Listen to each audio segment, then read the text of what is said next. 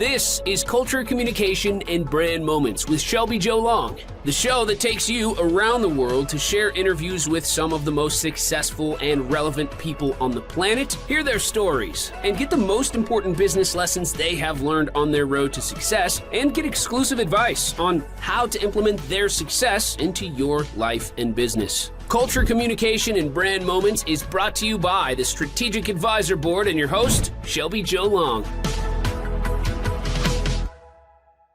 Hi, everyone. Welcome to the podcast today. On this podcast, I like to speak to entrepreneurs that have created a business out of their genius, something in their background that inspires them to impact a bigger audience and to make a business out of what they love to do. And today I have the opportunity to interview a friend and a fellow entrepreneur, Keith Bishop, with his business Clarity Automotive Group, and how he transitioned his genius and his love and passion for the vehicle industry into a business that makes him very happy. So Keith, welcome to the podcast today. I'm happy to have you on here. Yeah, thank you, Shelby. It's great to be here. I appreciate the invitation. I'll tell everybody a little story before we get into the podcast today and have Keith Keith tell us about his business. But earlier this week, we have snow here in Billings. It's very winter here. It's about 10 degrees outside, and we got our first snow, and that makes roads very slick. And I had a little mishap where I hit a curb with my car, and I was like, who am I going to call? I didn't even call my husband first. I called Keith first because Keith is the one that has the connections within the car industry to help me fix the flat tire. He knows who to call. And that was an immediate response for me. So that was just great to have that resource. And his business is just really a nice indication of that, is that he is the expert on cars and everything automotive, and he has the connections. And it was great to help me get through the week. But I'll let Keith talk about his business because he's the expert to introduce it. But just Keith and I have seen each other's business grow, and it's been really fun. So Keith, with that background, you don't have to talk about everything, but give us an idea about your business and how it came about. Sure. Yeah, you bet. So the idea behind Clarity Automotive is I'm essentially an independent consultant, independent resource for people, primarily looking to buy vehicles. That was the original concept, right? Is buying vehicles, buying new cars, especially when you're working with dealerships and kind of that traditional process that in my mind is way too complicated, way too frustrating, way too time consuming than it needs to be. Typically someone who's looking to buy a vehicle from a dealership, again, this was the original concept. I can talk about other stuff, but the original concept, you decide, okay, I need a vehicle, and you think maybe I want to check out a Toyota or a Honda or Ford, whatever. So you go to that dealer and you drive up onto the lot, and maybe you drive around a little bit, just kind of see what they have on the lot. You get out of the car, all of a sudden you got a salesperson there who's following you around, trying to bother you. And maybe that's fine. Maybe you're looking to find a salesperson and ask questions and go through that whole thing. That's fine. Other times you're just there to kind of look, take the first sort of step, and then, you just don't want that pressure. You don't want this person just kind of whatever. So that's kind of the first deal, right? And then if you move forward from there, typically, I have to be careful what I say, because again, I don't like to talk badly about car dealers or car salespeople, whatever. I mean, there are good ones, but there's kind of some things that just, can cause problems. So, you end up getting pulled in, or they make you take a test drive on something that you may or may not really be interested in. Take the drive. Okay, great. Then they try to get you in the office and they try to, sell the thing right then and there. And they're kind of trying to take control of the situation, keep control of the situation, make you go through their process. Anybody who's talking about business or sales, the sales funnel, right? They're literally trying to shove you through the sales funnel. Like personally, they're physically trying to push you through that. And Right. if you're not prepared for that, or you're just kind of like, what in the world's going on? I mean, you can get stuck in a very uncomfortable situation, and you can be at a point where they're literally not wanting you to leave. You're almost trapped. And that's terrible, right? And that's kind of a worst case scenario. It doesn't always happen all that way, but I've seen it happen way too many times. And so what I offer is a way to just avoid all of that. I mean, the way I do things, first of all, I spend as little time at the dealer as possible. I make initial contact over the phone. I have conversations. I make sure they know kind of what we're looking to do. And if we show up to look at a car, that's what we're there to do, is look at a car, and then we're going to decide at that point. And I say we, meaning me and whoever my client is, we'll decide from there and move forward at our pace, and we maintain the control. And that way we're making sure that my client, or whoever's making a good decision, and they're comfortable with how things are going. That's the original concept. That's what I really enjoy doing. With COVID, with all these changes, with the current automotive market, I've had to pivot a little bit into other areas, helping people sell vehicles. I do a lot of that. Basically, I just help facilitate the private sales to help people get the most money out of their old vehicle, where they might trade in otherwise, but maybe not get as much money for. That's something I offer. And then a few other things here and there along the way, just to find other sources of revenue, I guess, is the way to put it. But well, and that your industry, it's interesting. You launched it in 2020 right? I did. Yeah. I started day one. Interesting time to start a business. In hindsight, you launched in the beginning. Yeah. I think day one, I think it was January 3rd, I think was the Monday, right after the new year. I think January 3rd, 2020 was my go time. That was when I started trying to make this thing fly. So yeah. And the pandemic, and then everything shut down, and then nobody was spending any money. So yeah, you did have to pivot and move that. It was, very interesting. These past 3 years have been very challenging. Yeah.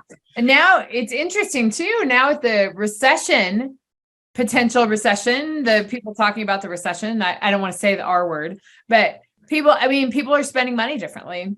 And, some people are investing in new cars, but and you could probably talk more fluently about this, but you can almost get a used car for what you can get a new car for. So that it's just the market's in a really interesting place.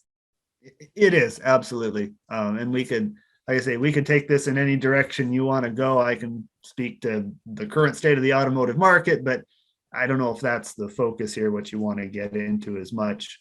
I think you had mentioned, we talked, before we started recording here, that, it was kind of what you were looking to get out of this was sort of my background knowledge and how I made that work as a business. Is that right?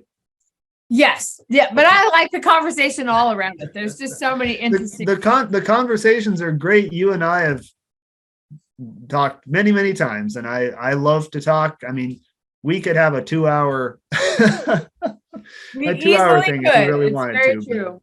Yeah. But if we want to kind of take a step back, maybe let's talk about, we could talk forever about the automotive industry and where it is and where it's going and trends and all that, but you're so passionate about it. So talk a little bit about your background and how you got into cars and how you got into this idea. Cause it's I feel that your business is it's a specialty business, and it's surrounding a major purchase that you make as a family. And it's something that we need to know about. So give us an idea of your background.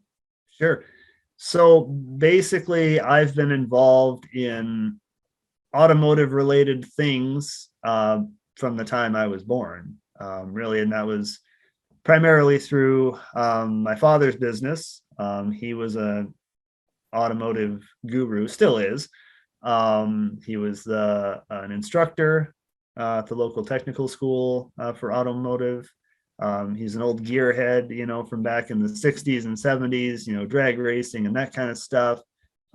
Building engines. I was helping him build engines when I was 10 years old. Really just kind of, that's what sort of, when I first caught the bug.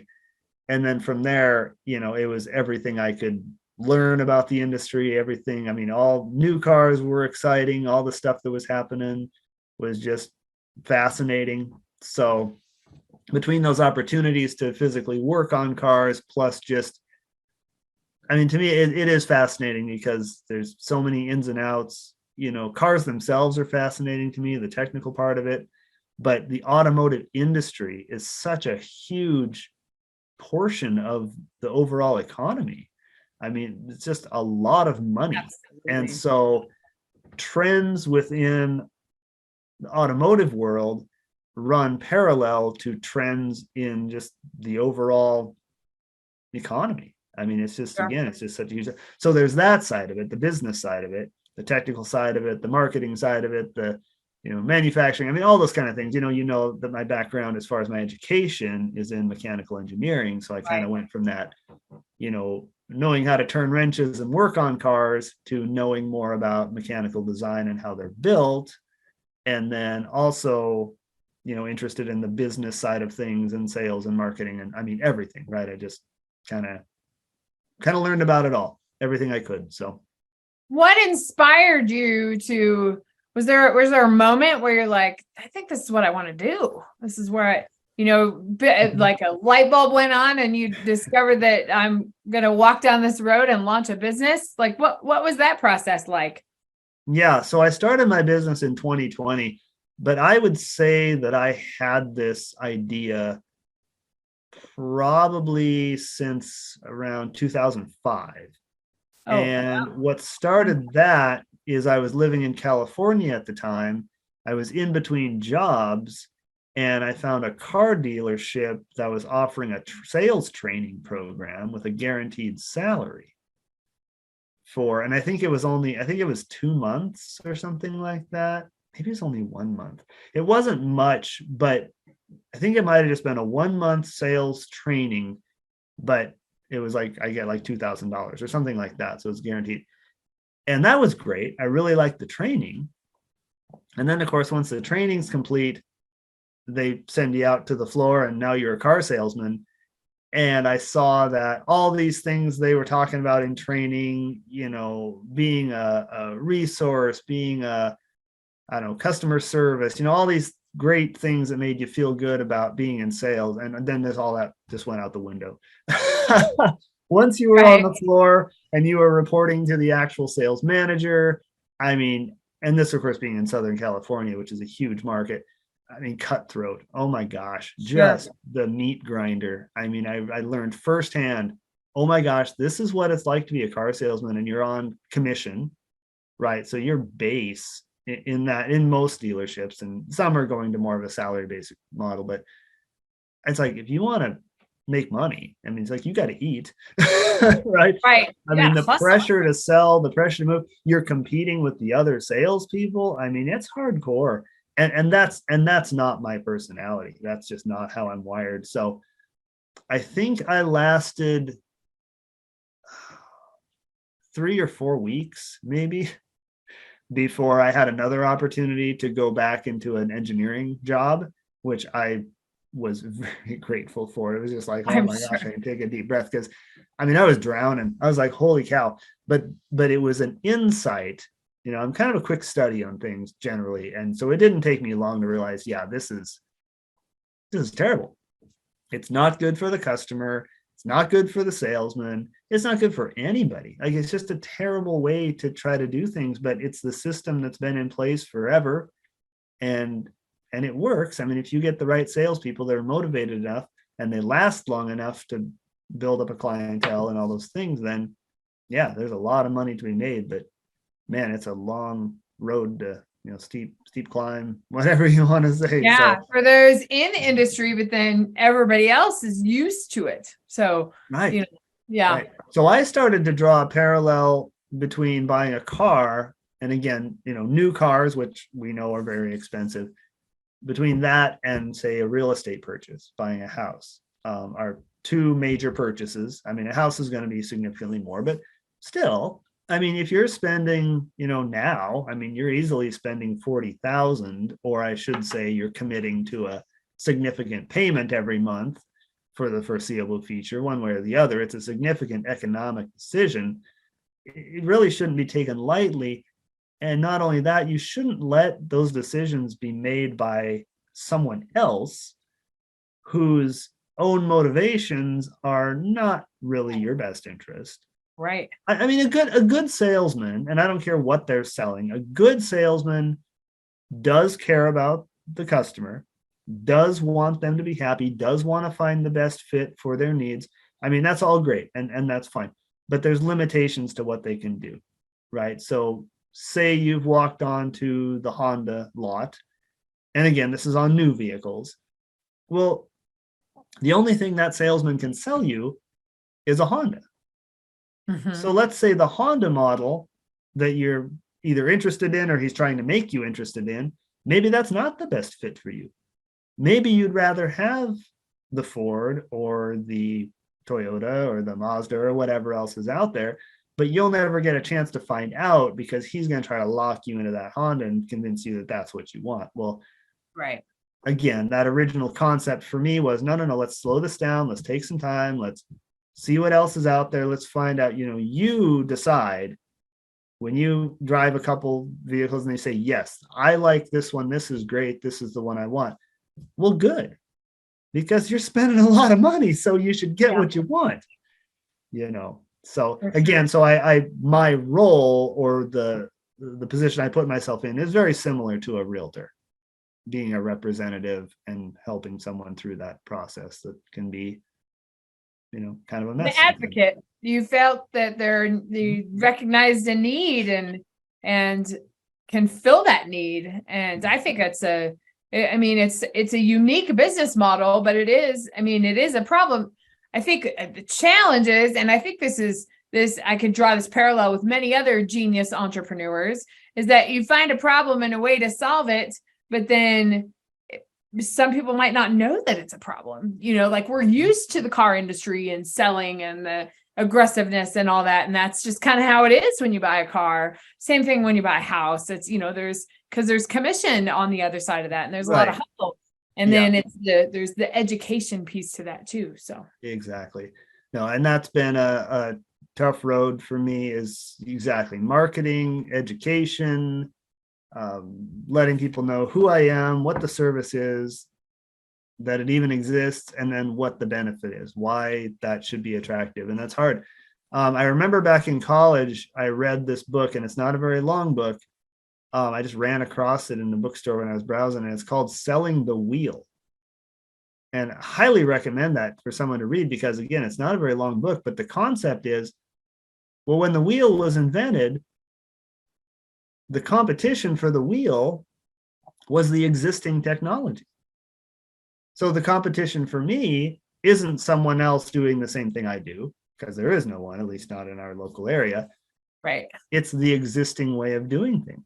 So someone wants to buy a car. What do? Well, you go to the car lot, and it's a pain, and you hate it, and you've been through it before, and you'd rather go to the dentist than do it again. But right. I guess that's what I got to do, that kind of thing. Versus, hey, you know what? There's this guy out there who could help me with this, and I know this is a painful process. Maybe this is worth looking into. That's really all I want, is for someone to call me. I prefer phone calls over anything else, because then it just gives me a chance to have a conversation. And usually when I have a conversation with someone, I can get that light bulb moment. It's very difficult to do that through any other method. I've experimented with all sorts of different marketing, and the face-to-face connection and conversation is by far the most effective. So right. I don't know. Are we getting off on a tangent here? No, this is great. Because it's interesting, because that's where you're building your business, is local, but you could probably do that remotely too, couldn't you? Yeah. And I have. Yeah, I have. I can do so much of what I do remotely, just through phone calls and emails and with the internet and everything else. I've helped people go through this process remotely. Some friends of mine live in Salt Lake, and I helped them with a deal. And yeah, I've brought cars in from out of state. That's the other thing that's nice is, going through me, I tell people I have unlimited inventory. I'm not a used car salesman with my own lot where I'm sitting on a bunch of cars that are costing me money that I need to try to sell as quickly as possible. I never want to be that person. That's way Right. too much work. That's way too much stress. I don't want it. So, so there's that flexibility. But so yeah, I did get inspiration from some other businesses that are out there, different parts of the country. There are similar, call it consumer advocate or whatever, personal consultant type people that do what I do, but not as many as you'd expect. Right. Honestly, it makes so much sense to me. Again, when you compare it to the real estate realtor type model, and it's the same thing basically. Like, man, why aren't there more people? The one that I know of in particular, this guy's in Southern California, and he's a very experienced. He was a salesperson and a sales manager, and has all this sales background. And he transitioned it into this business. And I modeled took a lot of ideas from him.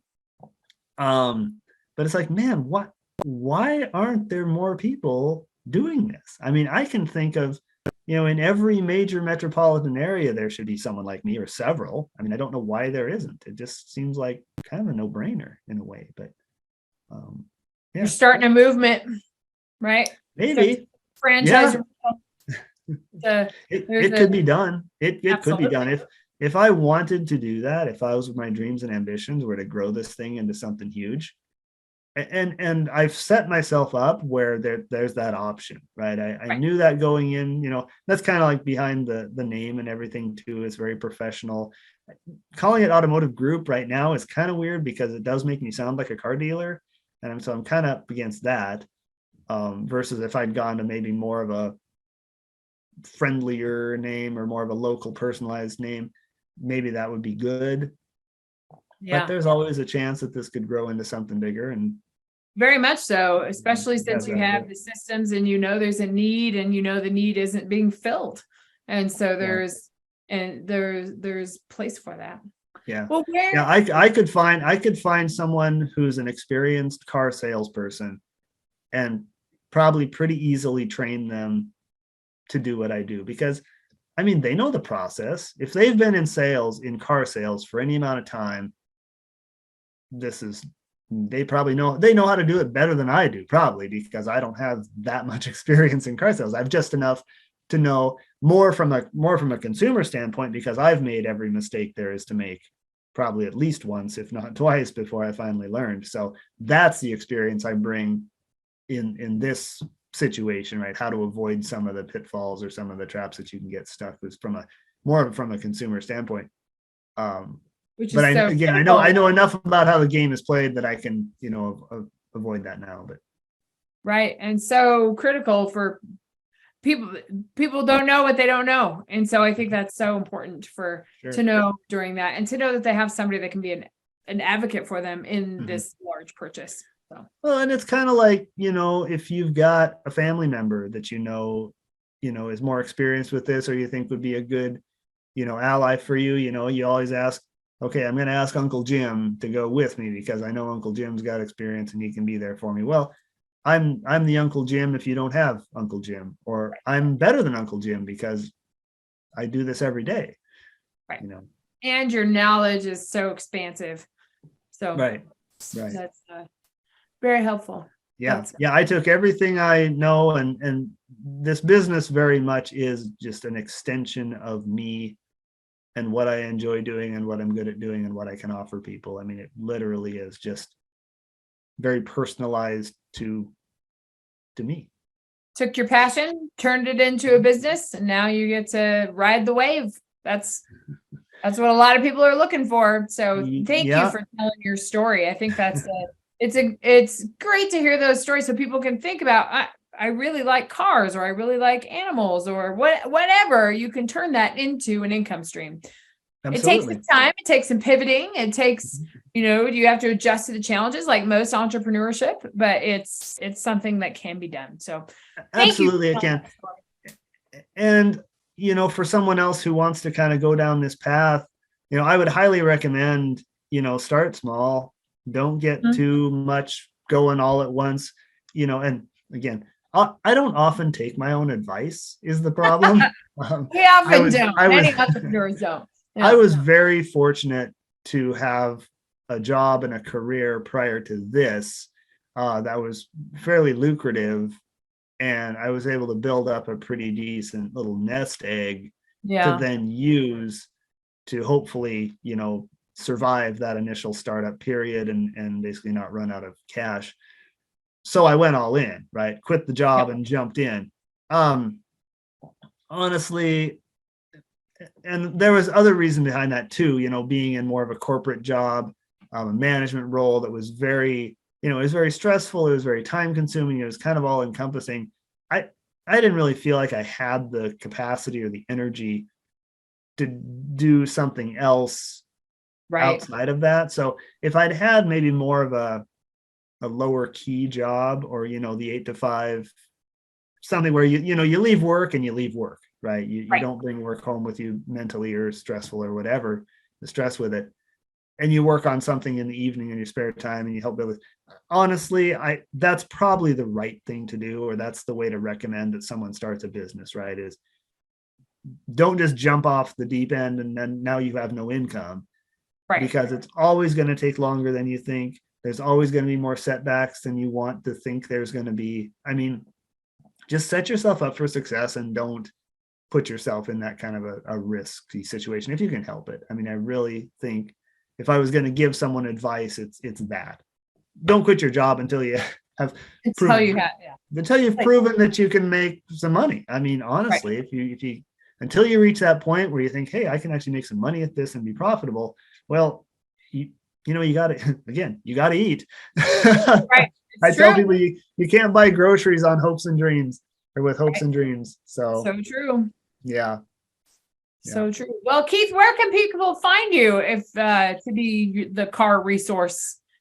And we'll be sure to include all that in the YouTube channel too. So sure. Yeah. If you can provide links to my info, that'd be great. But I've got a decent website, clarity.autogroup.com. Obviously I have my Facebook business page. You can Google Clarity Automotive Group. It'll come up with on the Google business search. You can always give me a call, 406-272-2548. And again, I mean, yeah, I like to cater to the local market, but I mean, anybody can call me. I can help remotely as well. So right. It's you have that opportunity. yeah, well, Keith, absolutely. So I was looking at so here you go. There's can you see it? Oh, my background messes with it. That doesn't but work. I'll include all that in the bio. So yeah. You've got all the info. Info at clarityautogroup.com is the direct email. So that's one way too. But yeah, basically if you have my business name and you start Google searching, you'll find me. We'll find you. You'll find me. Well, it was great to hear your story and tell people this story about how you can transition your genius into a business. Also, the problem that you solve. And I think that all of those things are so great for our listeners to hear, and that you do have a unique business, and you found a space in the market and you created a business to fill that space. Yes, you've had to pivot, but it will be lucrative. We just got to give it a little time. There you go. The only other thing I would add, as far as anyone looking to go down this path, make sure that you have sold yourself on the idea. Make sure you know 100% in your heart, in your mind, in your gut, what is your value message. Because like I said before, with car sales, I was never going to cut it as a car salesman, because I'm not that type A, in your face, it's a numbers game. So you make 100 phone calls a day so you can get, the 5, that kind of thing. That's exhausting for me. Yes. So the quote I use, or what I always say, is if you focus on providing value, you never have to sell anything, because it's obvious, right? People will spend money if they know that it's just a transaction. I'm trading money for this value. So your job as a businessman, salesman, whatever, is to draw them that picture and say, this is the value. This is what you get. And then it ends up being an, okay, take my money situation. If you can't sell that, or if you can't make that clear, then you better figure out how, because otherwise then it's not, actually a good concept. You've convinced yourself, okay, this is going to be awesome, it's going to be great. Well, be very prepared to spell it out and paint that picture of, this is the need, this is the value I provide. And if you don't use my service or whatever you've got going on, you're missing out. You want people to know, oh man, yeah, there's no way I wouldn't want this, that kind of thing. If you can paint that picture, then great. Yeah. Great. Yeah, everybody needs that. All entrepreneurs need that. Yeah. That's yeah, absolutely. Well, Keith, this was you gave lots of good tidbits for people that are thinking about starting a business. And it was great to hear your story again. I've heard it many, many times, but it's good. I think you have so many good pieces to share with people. So I'm excited to get the word out about that. We know how to contact you. And to our listeners, I really hope that you take this inspiration and think about how you can start to transition some of your ideas into a side hustle, into a business, whatever you want to do. The marketplace is wide open. We just have to find the place to put those ideas and make sure that you're providing the value and value-driven material and value-driven products that's going to create your space in the marketplace. So thanks again, Keith. And we will talk to you next time when we talk to another genius entrepreneur that can inspire you to start your business. Thanks for listening to Culture, Communication, and Brand Moments with your host, Shelby Joe Long. Please leave your feedback and visit strategicadvisorboard.com to get the latest and greatest business advisement on the planet. Follow us on social media for updates, and we will see you on the next episode.